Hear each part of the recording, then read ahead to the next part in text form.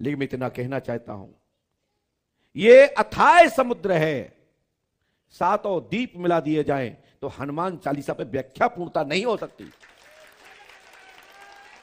सातों द्वीप का पूरा जितना समुद्र का पानी है उसका पूरा स्याही बना लिया जाए तब भी हनुमान चालीसा पर पूर्णता व्याख्यान हो ही नहीं सकता। लेकिन परमात्मा के प्रसाद से जितना भी हो रहा है अति दुर्लभ काम हो रहा है, बहुत बड़ा काम हो रहा है। आने वाले समय में यह ग्रंथ, दिव्य ग्रंथ हनुमान चालीसा पर, जो अभी लोग कहीं हनुमान प्रसंग सुना रहे हैं तो कहीं हनुमान कथा कर रहे हैं, उनके लिए यह ग्रंथ हो जाएगा। हनुमान गाथा तो है, हनुमान कथा कहीं नहीं है।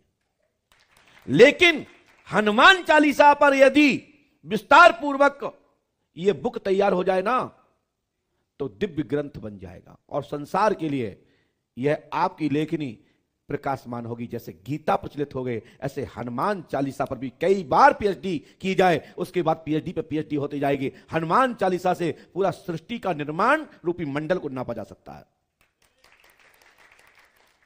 हनुमान चालीसा की लाइन बड़ी छोटी है, लेकिन उसका मर्म अनेक अनेक ग्रंथों के एक एक शाब्दिक लाइन में 10-10, 20-20 उपनिषद ग्रंथ पुराण वेद को मिलाकर परमात्मा से यह कहा गया है कि मेरे हे परमात्मा, हे हनुमान जी महाराज, मेरे कलेश जो पंच कलेश होते हैं, हरहूं कलेश विकार, और षट विकार होते हैं, 6 विकार, ये 11 प्रकार के दुर्गुण अगर किसी बोतल में गंदा पानी डाले तो उसको पहले निकालना पड़ेगा, उसके पश्चात ही उसमें। और गुरुदेव मैं 2 मिनट का समय चाहूंगा, 2 मिनट का। बोलिए बोलिए। मैं आज दरबार में आया हूं और मुझे सौभाग्य प्राप्त हुआ है, मेरे लिए बड़ा विलक्षण क्षण है। एक छोटा सा दृष्टांत कहूंगा। एक बार भगवान शंकर मां पार्वती के साथ पृथ्वी लोक पे आए। इस गुरु के दरबार की महिमा बता रहा हूं मैं आपसे कि ईश्वर भी यहां आकर के अपने गुरुदेव के समक्ष, अपने भक्तों के समक्ष अभिभूत हो जाते हैं। एक बार शंकर भगवान मां पार्वती के साथ पृथ्वी लोक पे आए। उन्होंने देखा कुछ व्यक्ति, मैं शॉर्ट में कहूंगा, कुछ व्यक्ति एक व्यक्ति को अपने कंधे पे ले हुए चले जा रहे थे। 4 आदमी एक व्यक्ति को कंधे पे ले हुए चले जा रहे थे। सभी राम का नाम ले रहे थे, राम के नाम को सत्य बोल रहे थे। लेकिन एक व्यक्ति जो 4 लोगों के कंधे पे सोया हुआ था, वह राम का नाम नहीं ले रहा था। मां पार्वती ने पूछा, प्राण बंधु दीनेश्वर प्रभु, ये बताइए, सभी व्यक्ति राम का नाम ले रहे हैं, राम के नाम को सत्य बोल रहे हैं, अपने अपने गुरुदेव के नाम को सत्य बोल रहे हैं, एक यह व्यक्ति जो 4 लोगों के कंधे पे सोया हुआ है, ये राम का नाम नहीं ले रहा, कौन है ये व्यक्ति? भगवान शंकर ने कहा, देवी सुनना चाहती हो?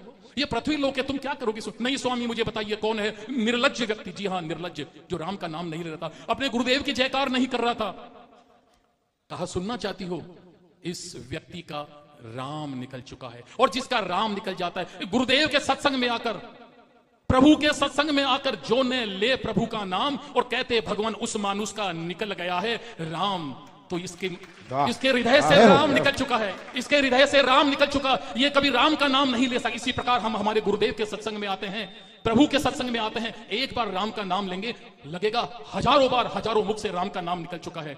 और रही बात हनुमान चालीसा की, आप सत्य मानिए, मैं पिछले 15-20 दिन से मुझे कुछ बेचैनी हो रही थी।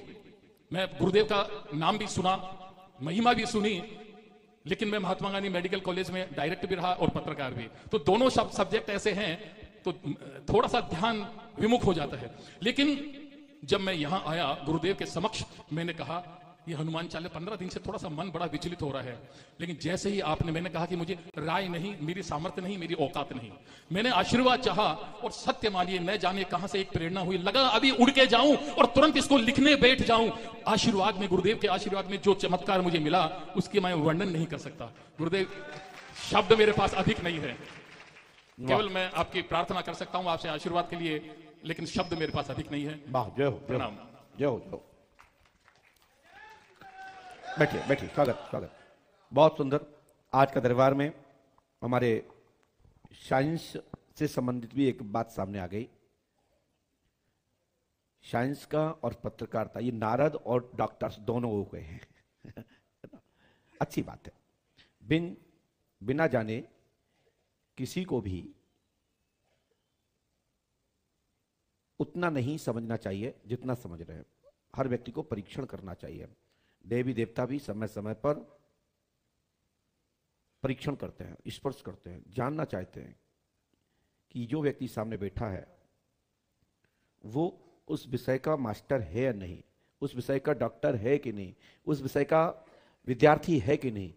सत्य यह है, जानना सबको अधिकारित है, जानना चाहिए। लेकिन बिगड़ जाने किसी के बारे में कुछ बोलना नहीं चाहिए। बोलना तभी चाहिए जब उसके विषय में सब कुछ जानते हो, तभी उस पर बोलना चाहिए। इस पर ही हमारे यहाँ जब संसद लगती है, जब हमारे विद्वान महापुरुष लोग बैठते हैं,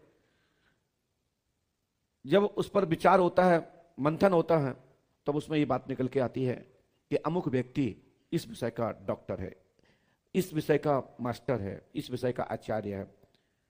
मेरा कहने का तात्पर्य है, मैं पूरे सभी विषयों को वहीं बताना चाहता हूं कि ये विज्ञान का योग है और विज्ञान के विशेषज्ञ, विज्ञान की शक्ति हनुमान है। बल बुद्धि विज्ञान की ज्ञाता, विज्ञान को जानने वाले, विज्ञान की गति से चलने वाले,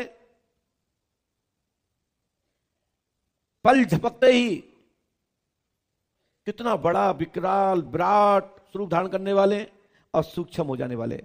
विज्ञान जिस तरीके से छोटा बड़ा होता है, ऐसा हमारे हनुमान जी महाराज विज्ञान के भांति, इलेक्ट्रिक के भांति, जैसे लाइट का स्विच ऑफ करते ही लाइट चल जाती है, ऐसे ही हनुमान जी महाराज परीक्षार्थ लेने वाले लोगों को, रोक डालने वाले लोगों के सामने उसी प्रकार की धारणा रूप को समझते हुए उनके सामने उसी प्रकार की लीला करने लगते हैं। इसलिए आप लोग भी जब मंदिर में जाते हैं तो विशेषकर मठ मंदिर पर ही विश्वास रखें, वहां की भूमि पर विश्वास रखें, वहां की भूमि को नमन करें। विशेषकर योग योग का जैसा परिवर्तन होता जाएगा, सनातन धर्म के बीच में रहकर सनातन धर्म का वोट लेकर के कुछ तथाकथित लोग आज कर रहे हैं, पैसा लूट रहे हैं, पैसा कमाना चाहते हैं, वैभव दिखाना चाहते हैं। आने वाले समय में पाखंड बहुत बढ़ जाएगा। आप लोगों से हमारा कर्तव्य के रूप में मैं आपको प्रेरित कर रहा हूं कि आम आदमी के चमत्कार की चक्कर में पड़ना बंद कर दो। चमत्कार मात्र तीर्थ की रज में है, चमत्कार संतों के आशीर्वाद में है, पाखंडवाद में कोई चमत्कार नहीं होता। डॉक्टर साहब की बात को मैंने समर्थन किया है। अभी तो कुछ कुछ मिल भी जाते हैं अच्छे साधु संत, जिनकी कृपा से आज हम गर्ज रहे हैं, आप गर्ज रहे हैं, तभी तो आप इतना बड़ा अच्छा काम कर पा रहे हैं। आपको विश्वास है कि हमारा ईश्वर है, और आप जिस भूमि से हैं ना, वो देवभूमि कहा जाता है। राजस्थान को देवभूमि, पितृभूमि कहा जाता है, वीरों की भूमि कहा जाता है, योद्धाओं की भूमि कहा जाता है, और ज्ञान विज्ञान की भी भूमि राजस्थान को कहा गया है।